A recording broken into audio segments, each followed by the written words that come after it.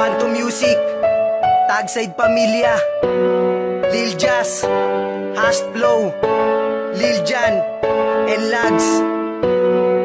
Kalikasan ay ating alagaan, huwag na nating hahayaang pabayaan. Yeah.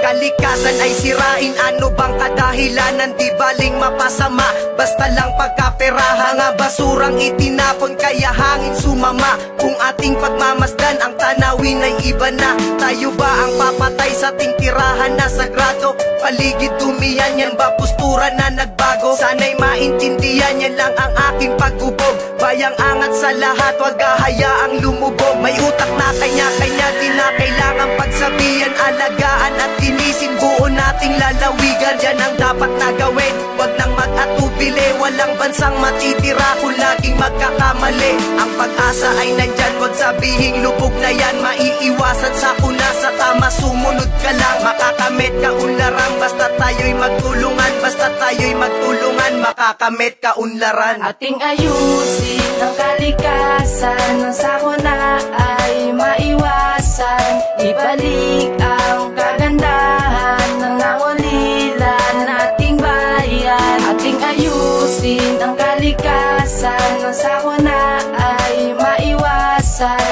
Ibalik ang kagandahan ng naulilan nating bayan. Kalikasan ay linisin at wag nang dumihan. Kung nagsasalita ba yan, ating maiintindihan. Nasaan na ang kagandahan ng kabiasnan? Ang dating paraiso, impyerno tingnan. Atin bang ihintayin na ang lahat maabo na?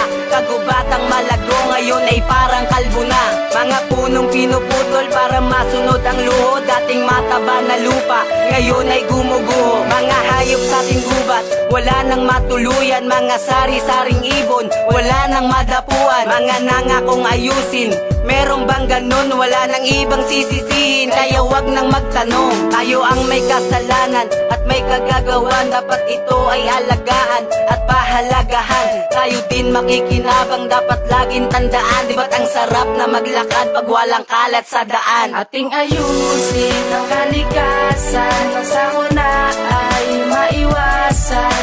Ibalik ang kagandahan ng naulilan nating bayan. Ating ayusin ang kalikasan, nang sakuna ay maiwasan.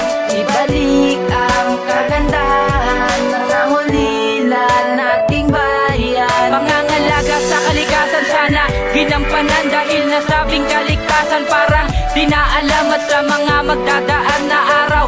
Ilan pa bang bagyo ang darating? Ilan pa bang tirahan ang masisira? Ilang pamilya ang mahihirapan? Paano lalagpasan ang bawat magiging laban? Tayo din may kasalanan kahit nabatid mo yon. Tapos nagagawa mo pang magalit sa Panginoon. Kapag merong kamag-anak na nalunod sa baha, kapag merong kang pamilya na sa'yo ay nawala, walang ibang dapat sisihin. Di ba tayo lang, kaya wag mong idahilan na ikay tao lang. Di masama ang pag-udlad, ngunit kailangan bang manira? Inabusong kalikasan at talagang malina. Tandaan na kalikasan ay pwede ring pumawi. Bagyo, bahalintol, tsunami at buhawi. Ito'y na malaking pinsala ng Maynila na dapuan at bagyong Yolanda nagpatiha. Yan sa taklobang kalikasan kayamanan, merong malaking parte. Ito na ang paraan ng kalikasan gumante. Ito'y na malaking pinsala ng Maynila na dapuan at bagyong Yolanda nagpatiha. Yan sa taklobang kalikasan kayamanan, merong malaking parte. Ito na ang paraan ng kalikasan gumante. Ating ayusin ang kalikasan, nang sakuna ay maiwasan.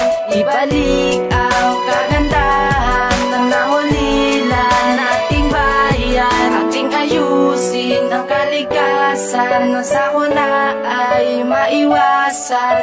Ibalik ang